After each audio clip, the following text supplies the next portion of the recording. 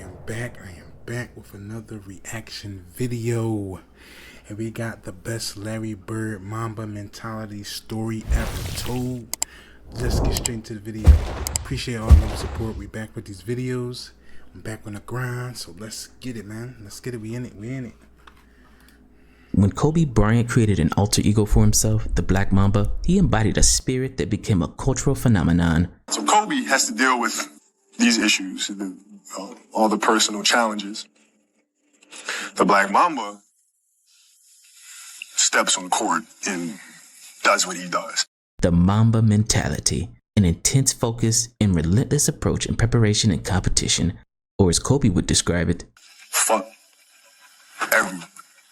I'm destroying everybody that step on the court. And just guess who Larry Bird's favorite basketball player is. Kobe was always my favorite since I got out. I don't like that, by the way. But Kobe is one of the toughest human beings I've ever seen, because I know what he's been through, and he's played a hell of a lot more minutes than me. Yeah. And he just finally figured out, hey, I'm going to get hurt.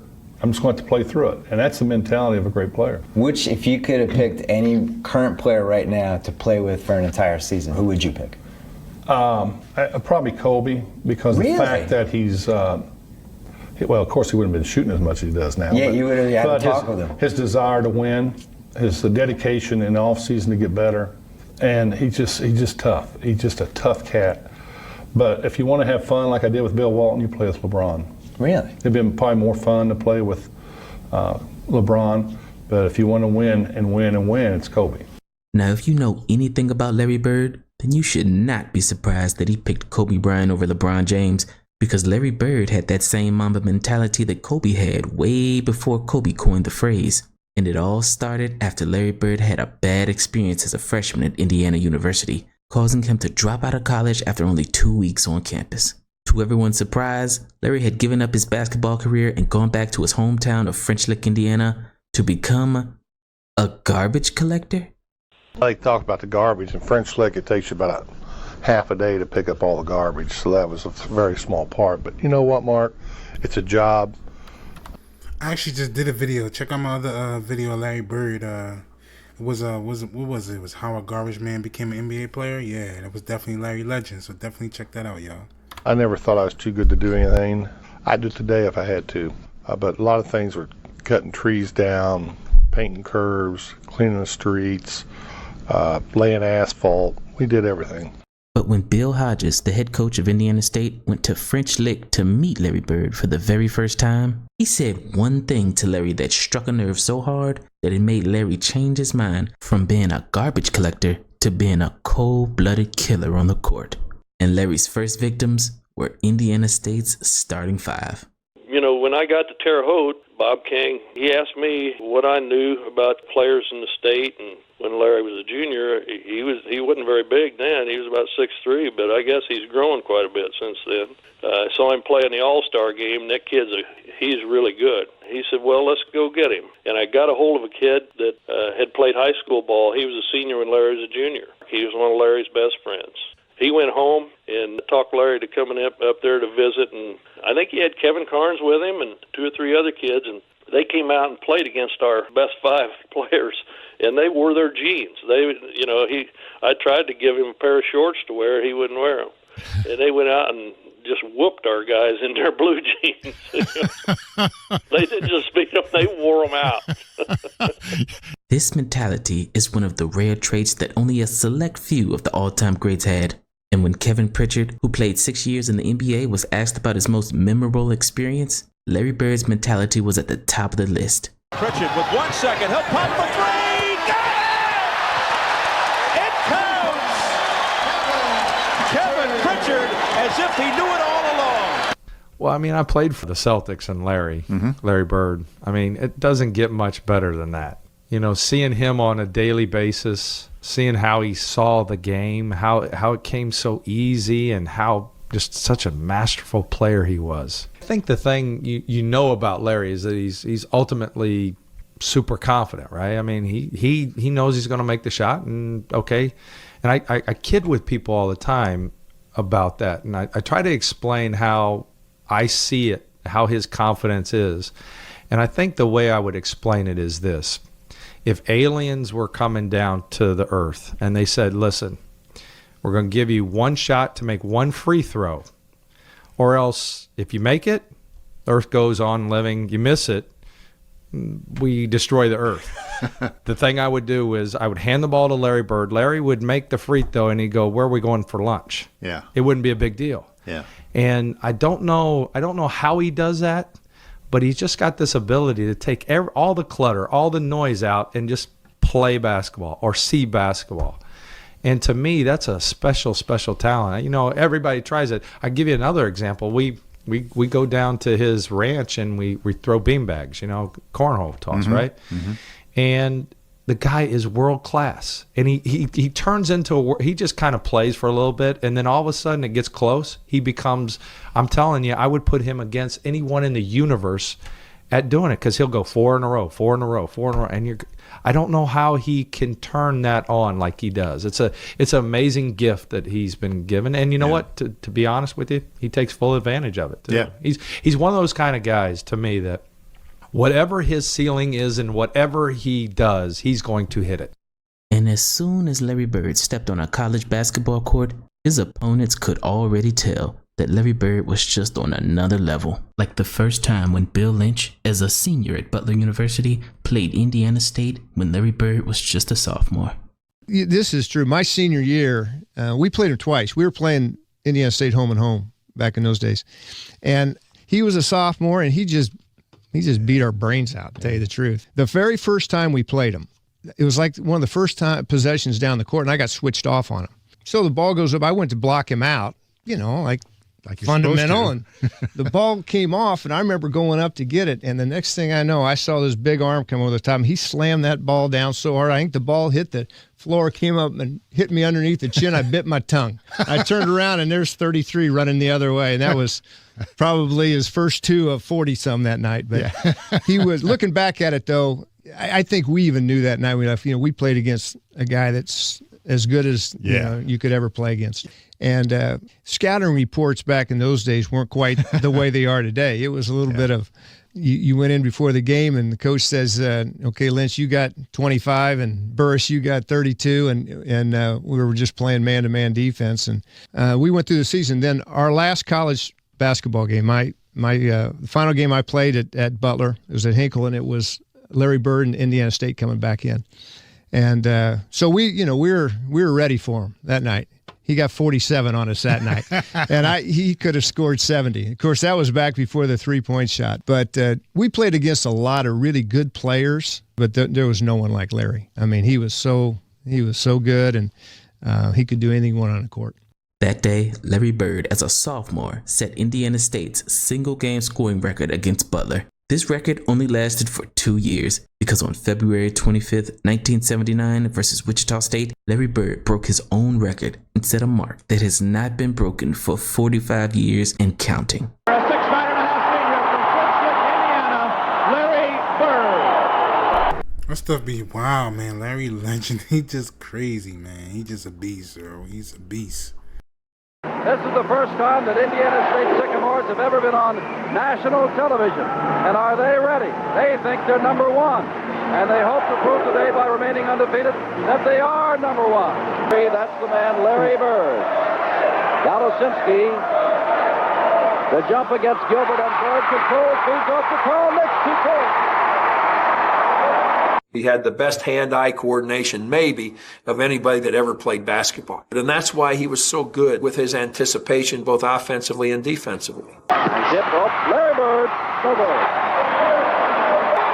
There you saw the passing ability of Larry Bird, supposed to be the best passing forward in basketball in some time. But even though Larry Bird was the best passing forward in college basketball, instead of putting on a passing clinic, he decided to put on a shooting one. He's having quite a game. He's that ball. Bird goes up and puts it in. Get out your calculators, men. Yes, they won it. Larry Bird off the backboard. Getting into gear now. Bird from the corner. Is he the best collegiate player in the country? Many people say he certainly is. There wasn't anything he didn't think he could do on the basketball floor. Our game plan was to get the ball in his hands as much as possible, and he made good things happen. Bird almost almost lost that ball out of bounds. Now takes a shot. Oh, my. There's one in your face. Here's where you catch Larry Bird. Watch him put the ball in the face there, fake it in the face, then now watch him shoot it. Unbelievable. You know how far away that is? That's in left field. By halftime, Larry Bird already had 22 points. But just imagine if he had a three-point line to go with it. This day, they go undefeated. They win their 26th in a row. Larry Bird from way outside. Oh. Unbelievable outside shooter. Indiana State has scored in spurts. Oh, here's a long one again. It seems that the further out he is, the more high percentage he puts the ball in. There's Bird by himself. Look out. That's what happens. Look out. 39 points by my count. And as Indiana State started pulling away, everyone knew that they were witnessing something special. Bird comes up with it, puts it up, and it is good.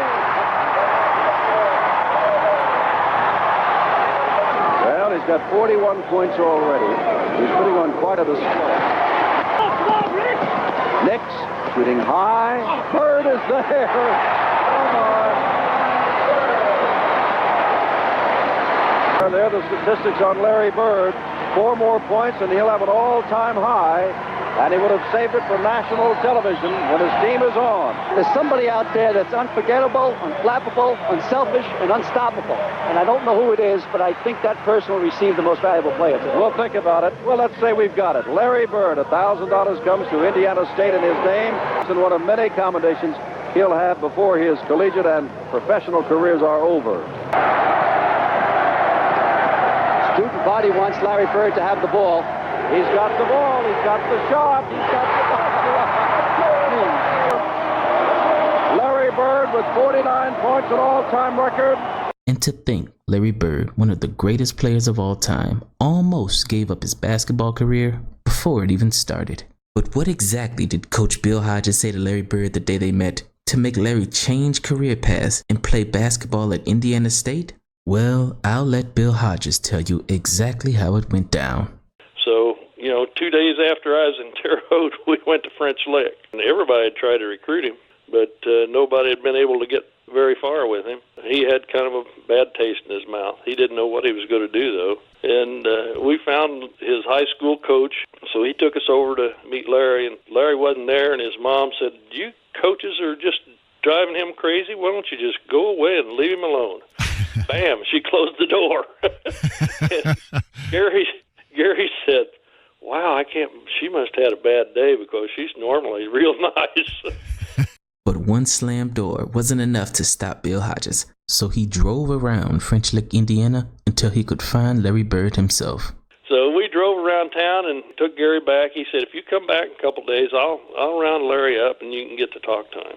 Dan said, "Well, let's go back to Terre Haute." I said, No, I'm from Zionsville. Zionsville's about the same size as French Lick. We're going to find Larry." I said, hey, there aren't too many places you can hide a 6'8" guy in a town like this. And we drove around for a while, and I made a right turn and started down the street, and we were passing a laundry where you go in and wash your clothes. Yeah. And here comes this big blonde kid out of there, and I said, "There he is right there." And I pulled in. He said, "You think?"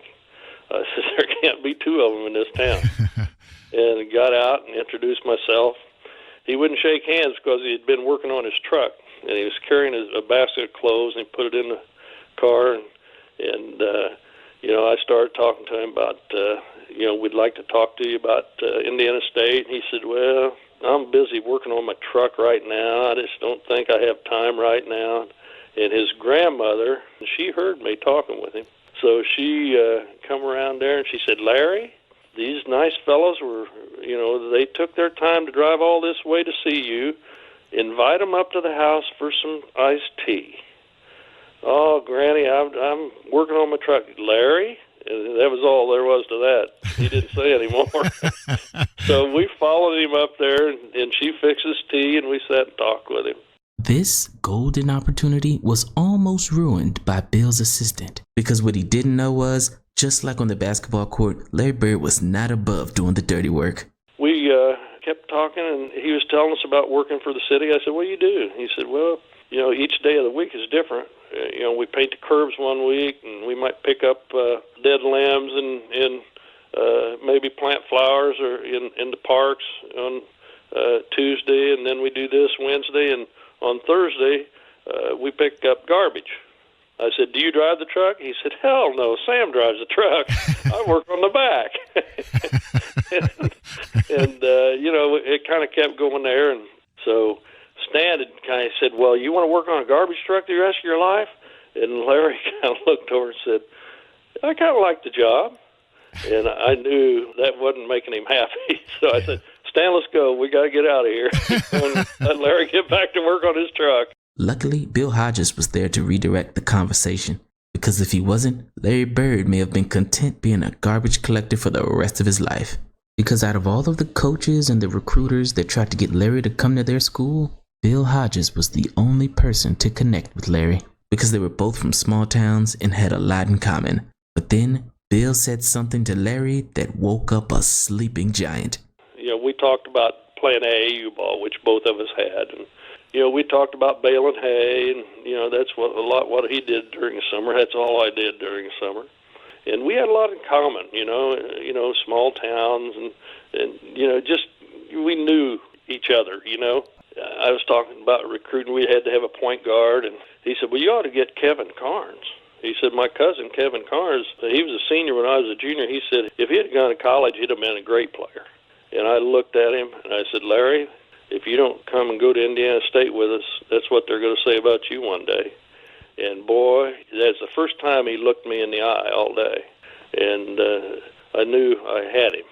And when Bill Hodges came back to French Lick 2 days later and knocked on Larry Bird's door, Larry's mother answered again. But this time, she was singing a completely different tune. You know, we headed back to Terre Haute, and I got all the papers that we needed to get signed and filled them out and addressed the envelope to Indiana. And 2 days later, I drove down there and knocked on the door. His mother answered the door. She said, "Oh, come in, Coach.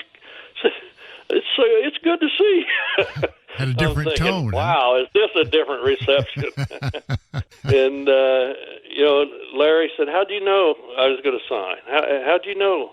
I said, "Well, if you're an intelligent kid, and this is the intelligent choice to make, so all you have to do is sign right here, and I'll mail it for you."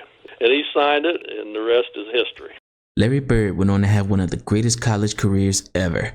And as a senior, he led a relatively unknown Indiana State team to a 33-0 record and a berth in the national title game, prompting some experts to say that Larry Bird was the greatest college player of all time. Reed gets it to Heaton. Heaton the clutch. Left hand. He made it. 1 second to go.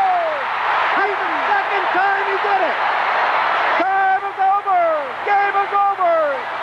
Bob Heaton keeps Indiana State undefeated. They're on to the Final Four. Larry had to do more with less. I think, frankly, that Larry Bird getting the 1978-79 Indiana State team to the finals with a 33-0 record is the single greatest personal achievement in the history of college basketball. I hear what you're saying about Kareem.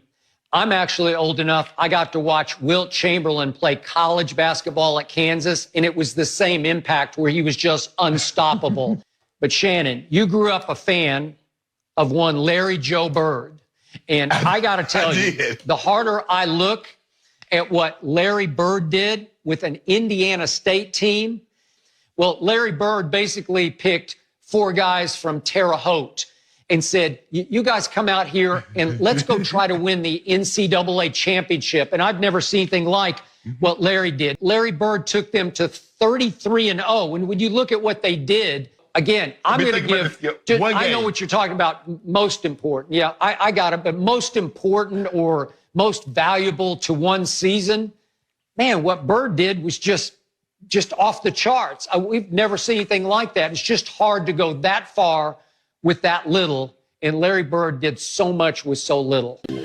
I'll just have to say now, everybody's got their favorite player and everything, but there's no question at all who it was the best player in NBA basketball. There is no doubt. And it's Larry Bird. I don't care. I'm prejudiced, maybe, but I mean, all-around player. Now, I don't think anybody will ever be like him.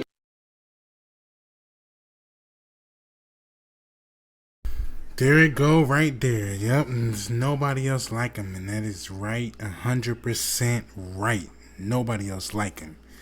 But yep, we wrap up this video, y'all. We just gonna keep it rolling. Appreciate all the love and support, man. Subscribe if you're new. Hit that like button. Turn on that bell. And I appreciate y'all so much, man. I'm about to be on to the next video. You got some videos you want me to do? Leave them down in the comments. You know some new videos. I know I've been gone for a little bit. And yeah, just drop them down. If you're new, man, just drop that sub. Appreciate y'all. I'm on to the next video. Love y'all so much, man. Peace. I'm out.